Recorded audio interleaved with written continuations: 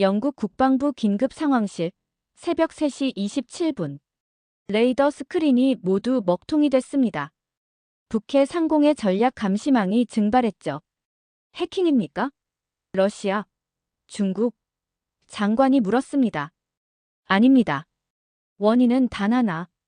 KS-4270 회로 모듈 펌웨어 업데이트가 17시간 지연됐기 때문입니다. 그 모듈의 원산지는 한국이었습니다. 다음 날 아침, 미국, 독일, 캐나다에서도 같은 오류가 발생했죠. 우리는 처음엔 조직적 테러인 줄 알았습니다. 그러나 그건 침묵의 시위였어요. 한국이 단 하루 멈추자 서방 세계의 방위 체계가 마비됐습니다. 시작 전에 잠깐. 구독과 좋아요는 제게 정말 큰 힘이 됩니다. 그럼 오늘 이야기 시작합니다. 제 이름은 엘리엇 그레이, 영국 국방부 산하기술정보국 수석 전략분석관입니다. 옥스퍼드에서 정치경제학을 전공하고 나토를 거쳐 현재 위치까지 올라왔죠. 한마디로 정보와 수치로 세계를 읽는 사람입니다. 제 분석표에서 한국은 늘 2차 동맹국, 기술 생산기지 정도의 위치였어요. 군사력, 미미합니다. 외교력, 미국의 그늘 아래 있죠. 경제력, 괜찮지만 결정적이진 않습니다. 삼성은 스마트폰, LG는 냉장고, 현대는 자동차. 그게 전부였습니다. 다음 주 워싱턴 전략회의에 참석할 인원 명단입니다. 제 보좌관이 리스트를 내밀었어요. 스크롤을 내리자 익숙한 국가들이 보였습니다. 미국, 영국, 프랑스, 독일, 이탈리아. 그리고 제 눈이 한 국가에 멈췄습니다. 한국. 한국이 이 회의에 왜 참석하지? 제가 물었습니다. 지난 5년간 계속 참석해왔습니다만. 보좌관의 대답에 제 이마에 주름이 잡혔어요.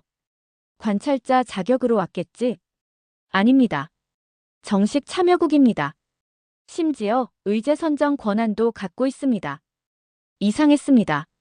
제 분석표엔 한국이 그런 위치에 있지 않았어요. 무언가 놓친 게 있었죠. 그날 저녁 집에서 아내의 넷플릭스 화면을 무심코 봤습니다. 한국 드라마였어요. 또 그거 보고 있어? 약간 짜증 섞인 말을 내뱉었죠. 당신도 한번 봐요. 이건 단순한 드라마가 아니에요. 이 나라가 어떻게 생각하는지 보여주는 창이죠. 그냥 지나칠 말이었지만 이상하게 머릿속에 남았습니다. 다음 날 그 사소한 궁금증이 폭발적인 의문으로 변했죠. 회사로 돌아왔을 때 비상회의 소집 메시지가 와 있었습니다. 상황실에 들어서자 긴장된 공기가 느껴졌어요. 스크린에는 유럽 전역의 최신 전자전 장비 오류 발생 상황이 실시간으로 표시되고 있었습니다. 어떻게 된 겁니까? 제가 물었어요. 국방장관이 굳은 표정으로 대답했습니다. 우리 방위 시스템의 핵심 부품들이 동시에 오작동하고 있네. 사이버 공격인 줄 알았지만 아니야. 이건 부품 문제야. 어느 나라 부품입니까? 장관이 저를 똑바로 쳐다봤습니다. 당신이 전문가 아닌가? 한국산일세. 다음 날 아침, 제 책상에는 산더미 같은 자료가 쌓여 있었습니다. 밤새 분석해온 데이터와 보고서들이었죠. 제가 발견한 사실은 충격적이었어요. 공군의 차세대 스텔스 레이더 시스템, 군위성 중계 장비, 해군 레이저 추적 무기 제어기. 영국 안보의 핵심 기술 60% 이상이 한국 기술에 직접적으로 의존하고 있었습니다. 그것도 단순 생산이 아닌 설계와 핵심 알고리즘까지요. 국방부 차관실로 직행했습니다. 보고서를 철저히 검토했습니다. 우리는 심각한 기술 의존성 위기에 처해 있습니다. 로버트 차관이 코웃음을 쳤어요. 그레이, 자네 요즘 술을 좀 과하게 마시나? 한국은 부품을 잘 만드는 나라일 뿐이네. 기술력은 있어도 전략은 없어. 미국이 막으면 끝날 나라야. 데이터가 그렇게 말하지 않습니다. 데이터? 자네 수치에만 빠져 실제 세계 정세를 보지 못하는군. 우리 정보국에 한국계 직원이라도 있나? 그 질문은 모욕적이었지만 참았습니다. 증거를 더 모아야 했어요. 사무실로 돌아와 독일 국방부 연락관인 한스에게 전화를 걸었습니다. 한스, 혹시 최근 독일군 시스템에도 비슷한 문제가 있었나? 엘리엇, 보안 라인이 아닌데 그런 얘기를 하나? 하지만 그래, 있었어. 심각했지. 하노버에서 만나자. 보여줄 게 있어. 다음 날 하노버의 한 조용한 카페에서 한스가 한 폴더를 건넸습니다. 이건 공식적으로 존재하지 않는 문서야. 독일 방산업체 크루프가 한국 방위산업청과 맺은 기술 라이선스 계약서였어요. AI 유도 시스템을 한국으로부터 수입하기로 한 내용이었죠. 독일이 한국에서 군사기술을 수입한다고? 세계가 거꾸로 됐나? 한스가 쓴웃음을 지었습니다. 놀랍지? 하지만 이건 빙산의 일각이야. 우리 분석에 따르면 나토 핵심 방위체계의 43%가 한국 기술에 의존하고 있어. 그들 없인 작동하지 않는다고. 호텔로 돌아와 밤새 생각했습니다. 세계 2차 대전 이후 국제 질서가 뒤집어지고 있는데 왜 아무도 인식하지 못하는 걸까요? 아니, 인식하고 있지만 모두 침묵하고 있는 건가? 다음 주 예정된 워싱턴 전략회의가 갑자기 중요해졌습니다. 한국 대표를 만나봐야 했죠. 그들의 진짜 의도가 무엇인지 파악해야 했습니다. 워싱턴 DC, 나토 전략회의장. 세계 최강 대국들의 군사 전문가들이 모인 자리였습니다. 논의 주제는 차세대 전장 환경 대응 전략이었죠. 저는 뒷자리에 앉아 한국 대표단을 예의주시했습니다. 단 3명이었어요. 50대 중반의 남성과 40대 초반의 여성, 그리고 30대로 보이는 젊은 분석가. 그들은 회의 내내 발언을 거의 하지 않았습니다. 다만 미국이나 러시아가 핵심 사안을 언급할 때마다 노트북에 무언가를 기록했죠. 휴식 시간, 복도에서 한국 대표단의 젊은 분석가와 마주쳤습니다. 그의 명찰엔 김태준, 한국국방기술연구원이라고 적혀 있었어요. 김 박사님, 잠시 대화 나눌 수 있을까요? 그가 미소 지었습니다. 물론이죠, 그레이 씨. 사실 당신을 만나고 싶었습니다. 놀랐습니다. 저를요? 네. 당신의 논문 비대칭 무기 체계와 미래 전장을 읽었습니다. 흥미로운 분석이었죠. 5년 전 발표한 제 논문을 한국 분석관이 읽었다니 의외였어요. 더욱 놀라운 건 그가 논문의 세부 내용까지 정확히 기억한다는 점이었습니다. 최근 영국에서 기술 오류가 있었다고 들었습니다. 문제가 해결되었나요?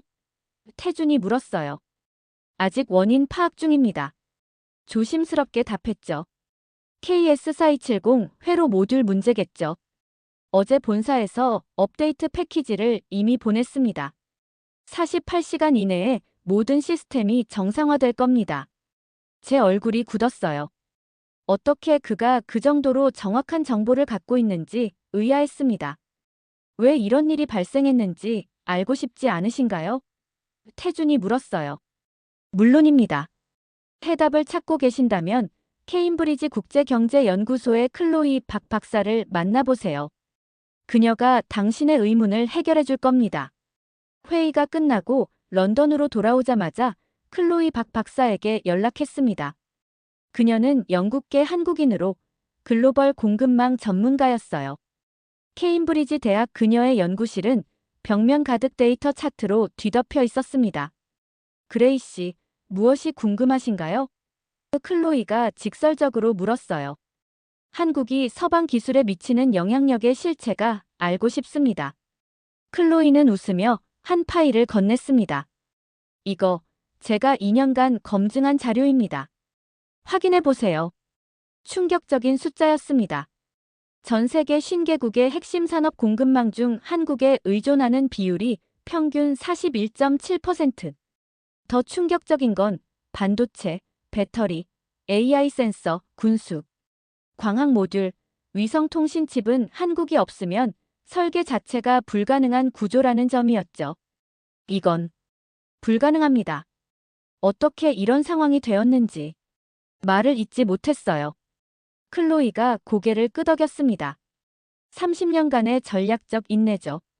그들은 결코 주목받지 않으면서 가장 중요한 자리를 차지했습니다. 사무실로 돌아와 밤을 새워 클로이의 데이터를 분석했습니다. 결과는 충격적이었어요. 한국은 단순한 부품 생산국이 아니었습니다. 그들은 세계 기술 생태계의 신경계를 장악하고 있었죠. 특히 주목한 것은 그들의 특허 전략이었습니다. 표면적으로는 미국, 일본, 독일 기업의 특허처럼 보이지만 핵심 알고리즘과 설계 구조는 한국 연구진의 것이었어요. 그들은 화려한 완제품보다 아무도 주목하지 않는 보이지 않는 기술에 투자해왔습니다. 다음 날 아침, 장관실로 직행했습니다.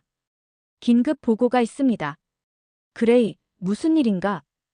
피터슨 장관이 짜증 섞인 목소리로 물었어요. 우리의 안보가 심각한 위험에 처해 있습니다. 한국의 기술 의존도가 상상 이상입니다. 장관이 한숨을 쉬었어요.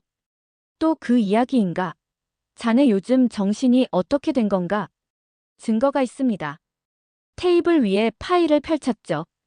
RAF의 최신 레이더 시스템, MI6의 암호화 장비, 심지어 의회 보안 시스템까지 모두 한국 기술에 의존하고 있습니다.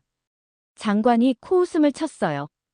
그래서 우리도 그들의 시스템에 들어가는 부품을 만들고 있네. 세계화된 경제에선 당연한 일 아닌가? 제가 또 다른 차트를 보여드렸습니다. 이건 다릅니다. 우리가 만드는 부품은 대체 가능하지만 그들이 만드는 건 대체 불가능합니다. 가장 핵심적인 기술만 골라서 장악했어요. 그레이, 당신은 한국의 이중 스파이인가? 그 말에 분노가 치밀었지만 억눌렀습니다. 저는 영국인입니다. 다만 진실을 보는 분석가이고 싶을 뿐입니다. 장관이 파일을 덮었어요. 이 보고서는 각하. 그리고 자네에게 휴가가 필요해 보이는군. 한 달간 자리를 비우게. 강제 휴가. 사실상의 정직 처분이었습니다. 하지만 이대로 물러설 수는 없었어요. 다음 주 브뤼셀에서 열리는 유럽 전략 포럼이 있었습니다. 그곳에서 진실을 공개하기로 결심했죠. 사무실을 정리하다 휴대폰이 울렸어요. 발신자 표시가 없었습니다. 그레이입니다. 브뤼셀 포럼에서 발표하실 겁니까? 익숙한 목소리였어요. 워싱턴에서 만난 김태준이었습니다. 어떻게 아셨죠? 우리는 많은 것을 알고 있습니다. 그레이 씨. 태준의 목소리는 차분했어요. 한국 정부는 어떤 지원도 하지 않습니다.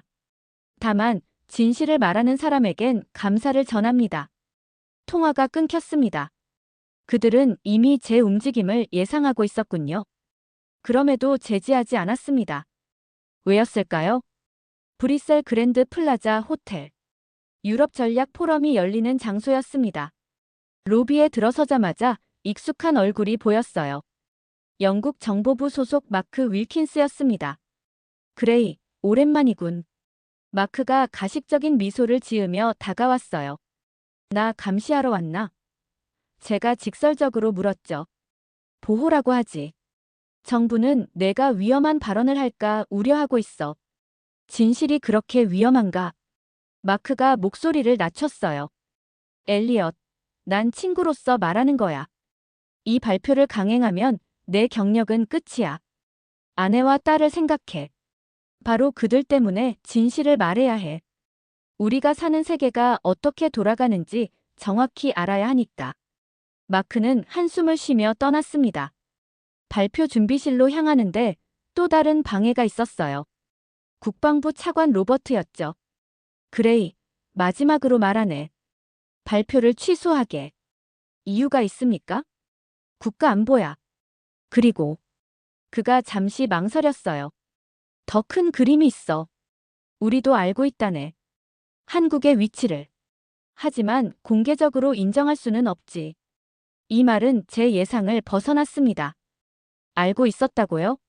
물론이지. 10년 전부터 우린 그들에게 의존하고 있었어. 하지만 그걸 공개하면 우리 협상력이 무너져. 모든 나라가 그런 상황이야. 충격이었습니다. 모두가 알고 있었다니요. 그럼 왜 그들의 요구를 그냥 들어주지 않았습니까?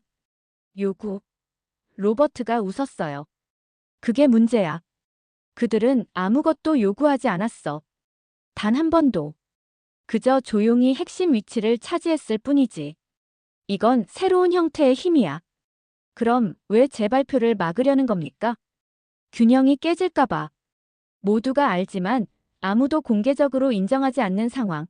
이 미묘한 균형이 세계 질서를 유지하고 있어. 발표 20분 전. 준비실에서 마지막으로 슬라이드를 점검했습니다. 로버트의 말이 머릿속을 맴돌았어요. 정말 진실을 말하는 게 옳은 걸까? 아내에게 전화를 걸었습니다. 여보, 괜찮아? 응, 발표 직전이야. 근데 망설여져. 에밀리의 목소리가 확신에 차 있었어요. 엘리엇, 당신은 늘 진실만을 추구해왔어요. 그게 당신이죠. 가족은 괜찮을 거예요. 당신이 옳다고 믿는 일을 해요. 그 말이 제게 용기를 줬습니다. 발표장으로 향했죠. 강연장은 예상보다 많은 청중으로 가득 찼습니다. 첫 줄에는 각국 정보기관 관계자들이 앉아 있었고 그 뒤로는 언론인들이 보였어요. 모두의 시선이 저에게 고정되어 있었습니다. 심호흡을 하고 단상에 올랐어요. 오늘 제가 공유할 내용은 다소 충격적일 수 있습니다. 그러나 이것은 모두 데이터에 기반한 사실입니다. 첫 슬라이드를 띄웠습니다. 이것은 세계 군사 기술의 의존성 지도입니다. 빨간색 노드가 가장 핵심적인 기술을 나타냅니다. 지도 한가운데 가장 많은 연결선을 가진 빨간 점들이 모두 한국을 가리키고 있었어요. 지난 30년간 한국은 조용히 그러나 체계적으로 세계 기술의 신경계를 장악해왔습니다. 이것은 우연이 아닙니다. 치밀한 전략이었죠. 다음 슬라이드로 넘어갔습니다. 실리콘밸리, 베를린, 도쿄, 두바이 등지의 산업, 네트워크상에서 은밀히 한국 기술을 확보해온 글로벌 기업들의 전략이 드러났어요. 여기 분해된 아이폰이 있습니다. 애플의 기술이라 알려진 이 제품의 핵심 부품 47%가 한국 기술입니다. 테슬라 자율주행 시스템의 센서 알고리즘, 로열 네이비의 차세대 항모 전투 시스템까지 모두 마찬가지입니다.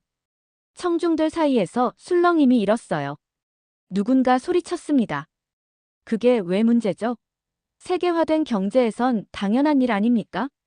문제는 비대칭성입니다. 우리는 한국에 의존하지만 한국은 우리에게 의존하지 않는 구조가 됐어요.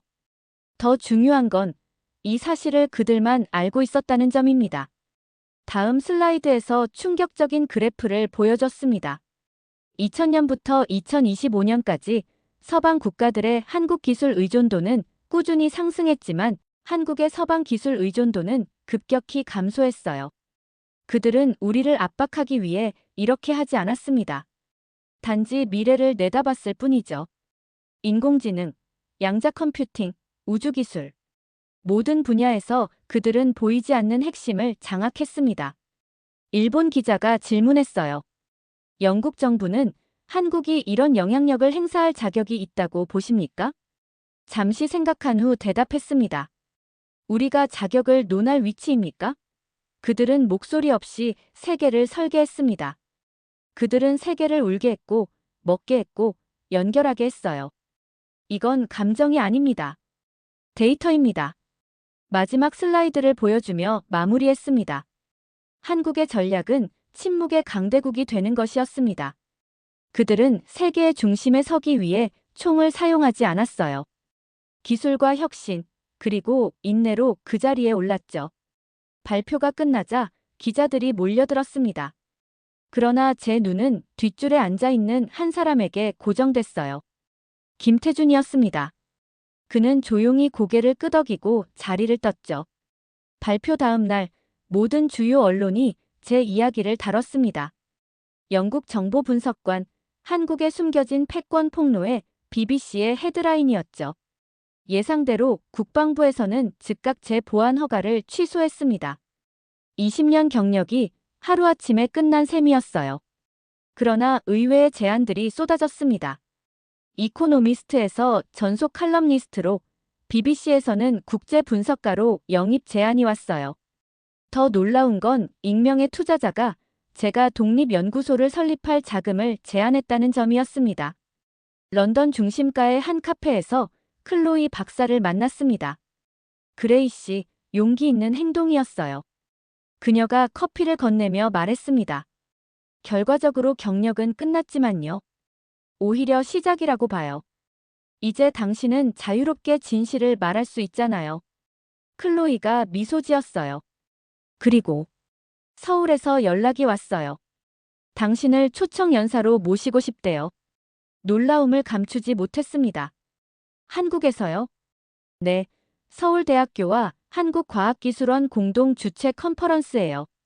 미래 기술 생태계와 국제 협력이 주제죠. 이런 초청은 예상하지 못했어요. 그들이 제 발표에 화나지 않았나요? 클로이가 웃었습니다. 반대예요. 그들은 기다리고 있었어요. 누군가 진실을 말해주기를. 왜죠? 모든 강대국은 결국 자신의 위치를 공개적으로 인정받길 원해요. 한국도 마찬가지죠. 다만 그들은 그걸 요구하지 않았을 뿐이에요. 당신이 데이터로 증명해준 거죠. 서울행을 결정했습니다. 떠나기 전날 옥스포드 대학에서 연락이 왔어요. 현대 지정학과 기술 패권이라는 주제로 특별 강의를 요청한다는 내용이었습니다. 아내가 짐을 싸는 저를 보며 물었어요. 정말 괜찮은 거죠? 처음으로 완전히 자유롭게 진실을 말할 수 있어. 더 이상 숨기거나 왜곡할 필요 없이. 에밀리가 제 어깨를 감싸 안았습니다. 당신이 자랑스러워요. 딸에게 용기란 무엇인지 보여줬어요. 인천공항에 도착했을 때 첫인상은 효율성이었습니다. 모든 것이 완벽하게 조직되어 있었어요. 생체인식 출입국 시스템, 자율주행 안내 로봇이 눈에 띄었지만 과시적이지 않았습니다. 필요한 곳에 필요한 기술이 있을 뿐이었죠. 공항에서 저를 맞이한 사람은 뜻밖에도 김태준이었습니다. 그레이 씨, 한국에 오신 것을 환영합니다. 그가 악수를 청했어요. 태준 씨, 당신이 직접 마중 나올 줄은 몰랐습니다. 그가 빙그레 웃었어요. 저야말로 당신을 직접 만나고 싶었습니다. 이쪽으로 오시죠. 그의 차에 탑승했습니다. 최신형 전기차였지만 브랜드가 생소했어요. 현대차의 새 모델입니다. 아직 유럽에 출시되지 않았죠. 태준이 설명했어요. 이 차의 배터리 시스템이 특별합니다. 양자점 기술을 적용해 충전 시간을 기존의 110로 줄였어요. 도심으로 향하는 길에 서울의 모습이 눈에 들어왔습니다. 화려한 네온 사인이나 고층 빌딩만 있는 것이 아니었어요. 전통과 현대가 조화롭게 어우러진 도시였습니다. 이번 방문 일정이 꽤 빡빡합니다. 태준이 말했어요. 컨퍼런스 발표 외에도 몇몇 기업과 연구소 방문이 예정되어 있습니다. 솔직히 말해주세요. 왜 저를 초청한 겁니까? 태준이 잠시 생각하더니 대답했어요. 그레이 씨, 당신은 우리에게 선물을 주셨습니다. 인정이라는 선물을. 30년간 우리는 조용히 일해왔지만 이제는 우리의 위치를 세계가 인식할 때가 됐습니다. 패권을 원하는 건가요? 패권? 태준이 웃었습니다. 아닙니다. 우리는 상호 의존을 원합니다. 다만 평등한 위치에서의 상호 의존이요. 과거처럼 일방적인 것이 아닌. 호텔에 체크인한 후 서울대학교 내 한국과학기술원으로 향했습니다. 컨퍼런스 전 미팅이 있었어요. 한국의 주요 기업 대표들과 정부 관계자들이 모여 있었죠. 그레이 교수님, 브리셀 발표는 정확했습니다. 한국과학기술원 원장인 박종현 박사가 말했어요. 하지만 몇 가지 놓친 부분이 있었습니다. 어떤 부분인가요? 우리의 진짜 전략은 단순한 기술 의존성 창출이 아닙니다. 그건 부산물일 뿐이에요. 진짜 목표는 기술 생태계의 재편입니다. 스크린에 세계 지도가 나타났습니다. 기존의 미국 마이너스 중국 마이너스 러시아 중심 축이 아닌 다중심 구조의 세계였어요. 우리는 강대국이 되고 싶은 게 아닙니다. 필수국이 되고 싶은 거죠. 누구도 지배하지 않지만 누구도 무시할 수 없는 나라. 박 원장의 설명이 이어졌어요. 그날 밤 호텔방에서 창밖의 서울 야경을 바라보며 생각했습니다. 그들의 전략은 너무나 분명했어요. 화려한 스포트라이트 대신 시스템의 중추가 되는 것. 이것이 21세기 패권의 새로운 형태였습니다. 컨퍼런스 당일 서울대학교 대강당은 국내외 전문가들로 가득 찼습니다. 제 발표 주제는 침묵의 강대국 기술 패권과 세계 질서의 재편이었어요. 단상에 올라 청중을 바라봤습니다. 서방에서와는 다른 분위기였어요. 호기심과 존중이 느껴졌죠. 한 달 전까지 저는 세계를 단순하게 보았습니다. 몇몇 강대국이 세계를 움직인다고 생각했죠. 하지만 데이터는 다른 이야기를 하고 있었습니다. 슬라이드를 넘기며 발표를 이어갔어요. 한국의 기술 전략을 침묵의 외교라 정의했죠. 그들은 자신의 이름을 내세우지 않으면서도 세계의 핵심 시스템을 설계해왔습니다. 발표 후 질의응답 시간, 미국 MIT 교수가 질문했어요. 한국,